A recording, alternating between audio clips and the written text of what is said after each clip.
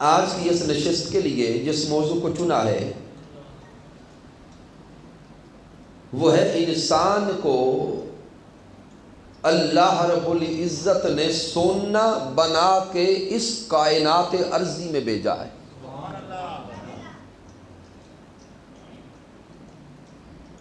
اور اب رب کائنات یہی چاہتا ہے کہ جس طرح انسان کو سونا بنا کر، یعنی صاف اور ستھرا، میں نے اس انسان کو دنیا میں بھیجا ہے، اسی طرح یہ انسان مزکا اور مصفا ہو کر واپس میری بارگاہ میں پلٹ آئے۔ ابھی آئیے اس سارے کے سارے تصور کو قرآن و حدیث کی روشنی میں سمجھتے ہیں۔ یہ جو انسان کے قیمتی ہونے کا تصور ہے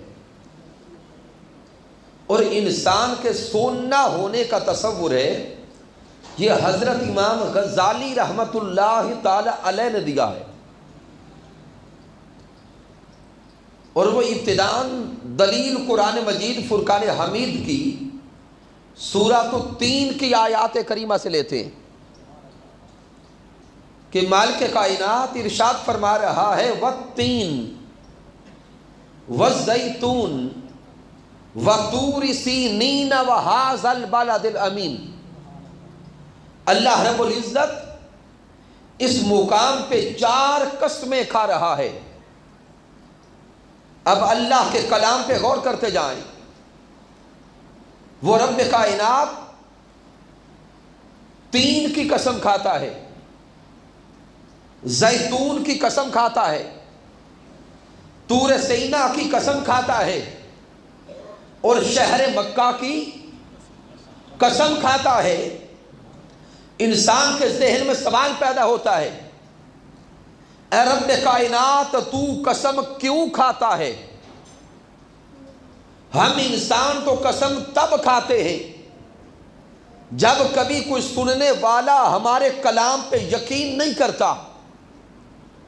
ہم تو اپنی بات میں پختگی لانے کے لیے، اپنے کلام میں تیقن پیدا کرنے کے لیے قسم کھاتے ہیں۔ تو اے رب کائنات تو بتا، تو قسم کیوں کھاتا ہے؟ کیا تو بھی اپنے کلام کو منوانا چاہتا ہے؟ تو اللہ فرماتا ہے نہیں، میرے کلام کی تو شان یہ ہے، الف لام میم ذالک الکتاب لا ریب فیہ۔ اللہ فرماتا ہے میں قسم کے بغیر کلام کروں تب بھی اس میں شک و شبہ کی گنجائش نہیں ہے۔ تو مولا جب تیرا کلام اعلیٰ، تیرا کلام عرفہ، تیرا کلام عظیم، تو پھر تو رب ہو کر قسم کیوں کھاتا ہے؟ اور یہاں پر ایک قسم نہیں، ایک ہی مقام پر 4 قسمیں کھاتا ہے۔ تو رب کائنات کا جواب آتا ہے، اگر اس قسم کا سبب جاننا چاہتے ہو تو اگلی آیت کریمہ کو پڑھو، جواب قسم سامنے آئے گا۔ جب اگلی آیت کریمہ کو پڑھتے گئے تو رب کائنات فرما رہا تھا لَقَدْ خَلَقْنَا الْإِنسَانَ فِي أَحْسَنِ تَقْوِيمٍ۔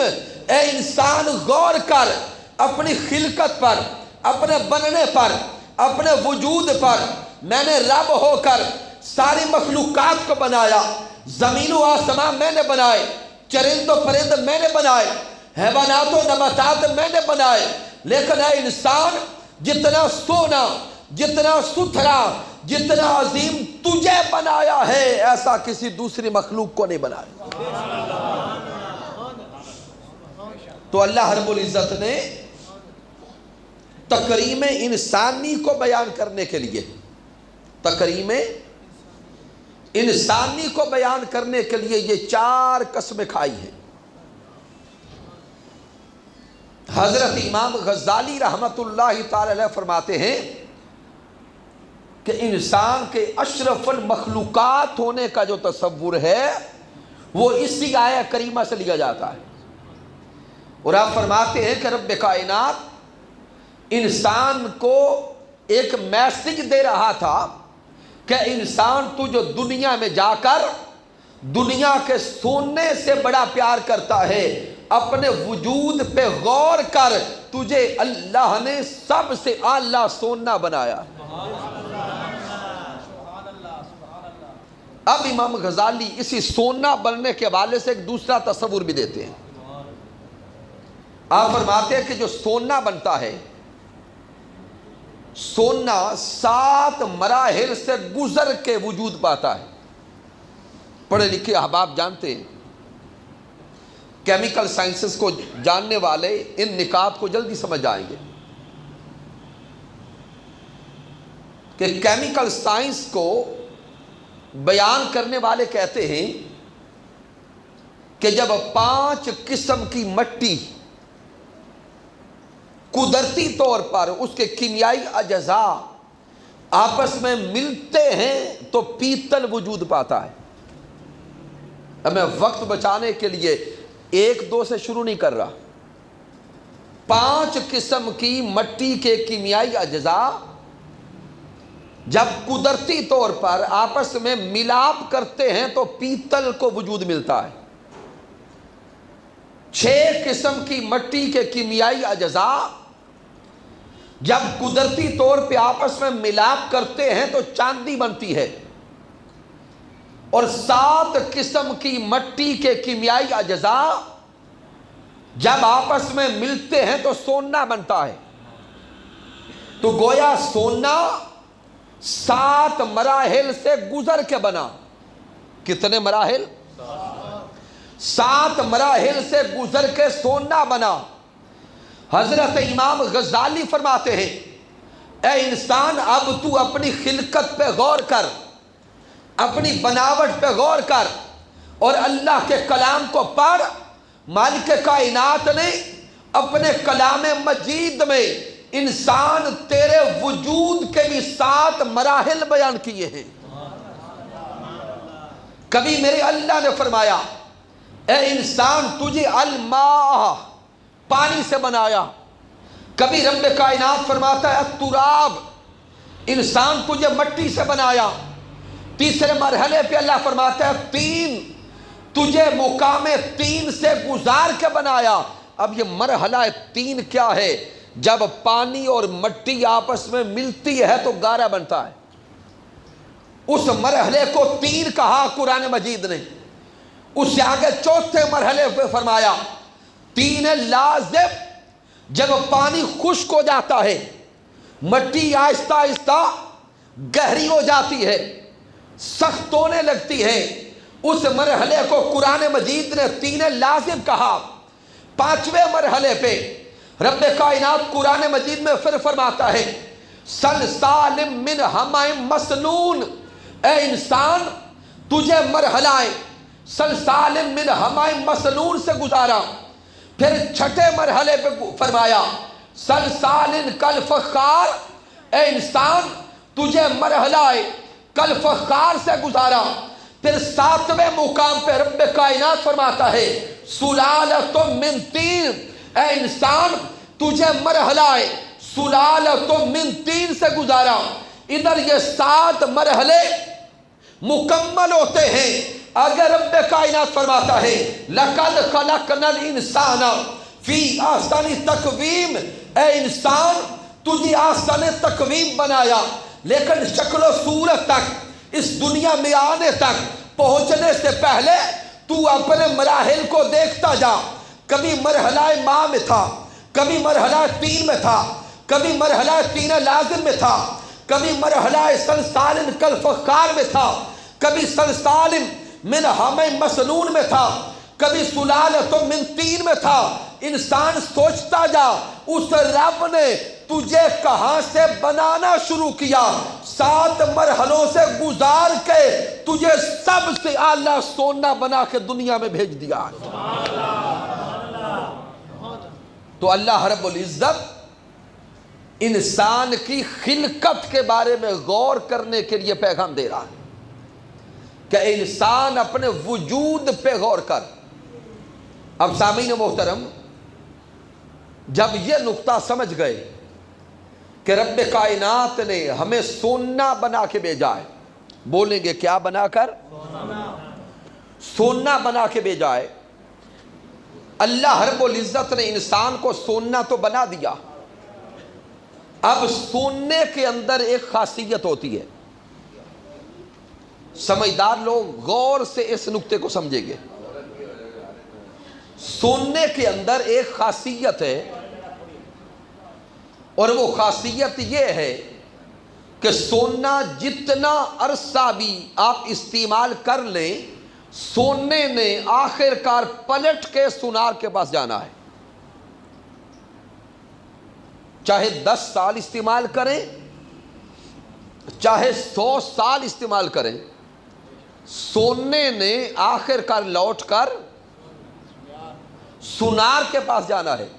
اور آپ جانتے ہیں کبھی وقت گزرتا ہے تو ہماری مائیں بہنیں بیٹیاں کہتی ہیں کہ اب وقت کے تقاضے بدل گئے، ڈیزائن بدل گئے، تو یہ چینج کروا دیں۔ تو ڈیزائن چینج کروانے کے لیے سونا کہاں لے جاتے ہیں؟ تھوڑا اونچا بولیں گے، سونار کے پاس۔ کبھی ہمارا دل کرتا ہے کہ اب یہ سونا واپس کر کے کوئی اور چیز خریدی جائے، تو سونا واپس کرنے کہاں جاتے ہیں؟ سونار کے پاس۔ اب ہم سونا لے کے جاتے ہیں سونار کے پاس، سونار سونے کا وزن کرتا ہے، اور وزن کر کے ایک جملہ بولتا ہے۔ یہ جملہ آج کی گفتگو کا مرکزی جملہ ہوگا۔ سونار وزن کرتا ہے اور وزن کر کے بول کے کہتا ہے سونا واپس تو لوں گا، لیکن لوں گا کھوٹ کاٹ کر۔ اسی طرح ہے، واپس لوں گا کھوٹ کاٹ کر۔ یہی اصول پاکستان کا ہے، قادر آباد کے سونار بھی یہی اصول کے مطابق کام کرتے ہیں۔ اور دنیا کے کسی کونے میں چلے جائیں، سونار جب سونا واپس لیتا ہے ہمیشہ کھوٹ کاٹ کے لیتا ہے۔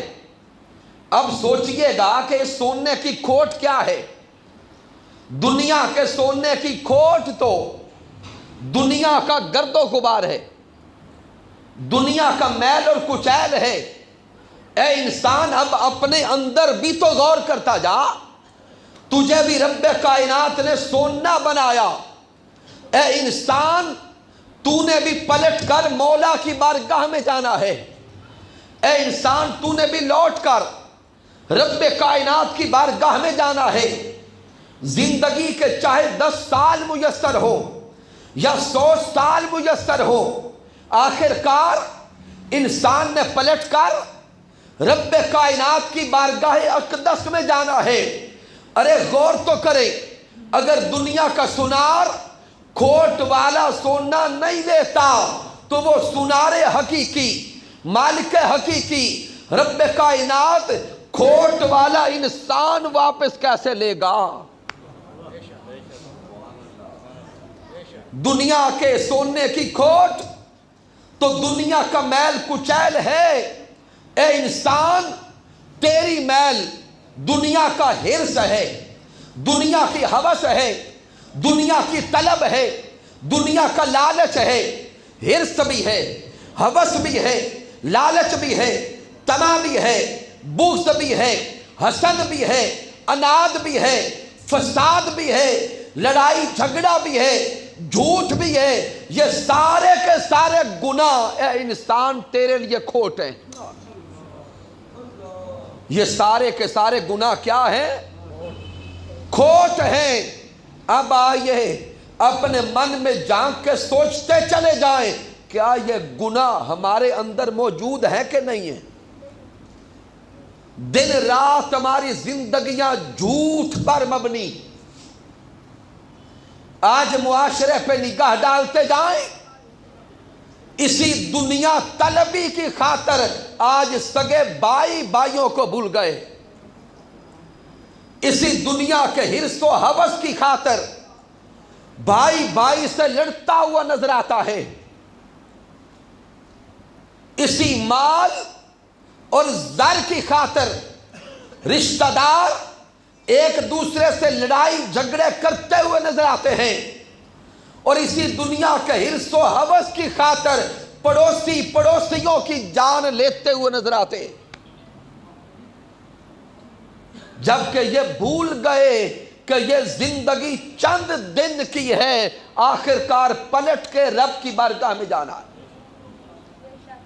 اس دنیا کی ایام گزر جائیں گے، آسان گزرے یا مشکل گزرے، گزر جائیں گے، لیکن اگر لقمہ حرام کھا کر، اگر دوسروں کے حق غصب کر کے اور دوسروں کے مال لوٹ کر کھاتے رہے، زندگی کے دن تب بھی گزر جانے ہیں، اور اگر اپنی محنت کر کے رزق حلال کھاتے رہے، زندگی کے دن تب بھی گزر جانے ہیں، لیکن اگر حرام کھا کے، دوسروں کے حق کھا کے اور دوسروں کے ساتھ برائیاں کر کے واپس رب کی بارگاہ میں جائیں گے، تو پھر رب کائنات پوچھے گا کہ بندے یہ گناہ کیوں کر کے آئے۔ اب سامعین توجہ طلب بات ہے کہ جب سونا سونار کے پاس چلا جاتا ہے تو سونار اس سونے کو خالص کرنے کے لیے کیا کرتا ہے؟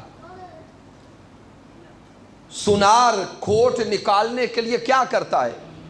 اس سونے کو تھوڑا بول کے بتائیں گے، بھٹی میں ڈالتا ہے، یہی پروسیس ہے۔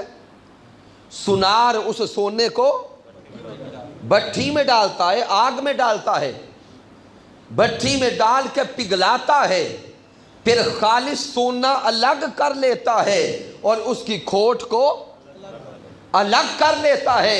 تو سامعین محترم، کھوٹ نکالنے کا جو نیچرل پروسیس ہے وہ تو ہے کہ سونے کو بھٹی میں ڈالا جائے۔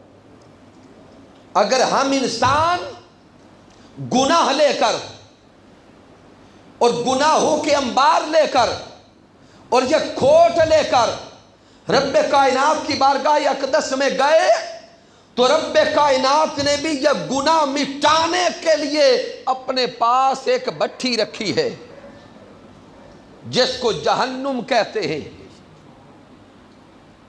آگ کہتے ہیں۔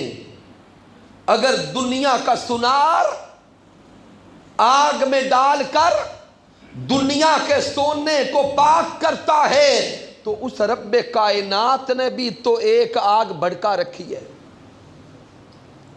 اس میں بھی گنہگار جائیں گے، منافق و مشرکین جائیں گے۔ آئیے اب اپنے آپ سے پوچھیں تو صحیح، کیا ہم اس جہنم کی آگ کو برداشت کرنے کے قابل ہیں؟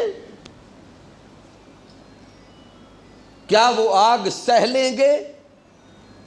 اگر کوئی بڑا دلیر بیٹھا ہو اور کہے کہ میں معاذ اللہ وہ آگ سہنے کے قابل ہوں، تو سامعین محترم وہ پہلے گھر جا کے ایک آدھے منٹ کے لیے گھر کی آگ پہ ہاتھ رکھ کے پتہ کر لے کہ میری بہادری کتنی ہے۔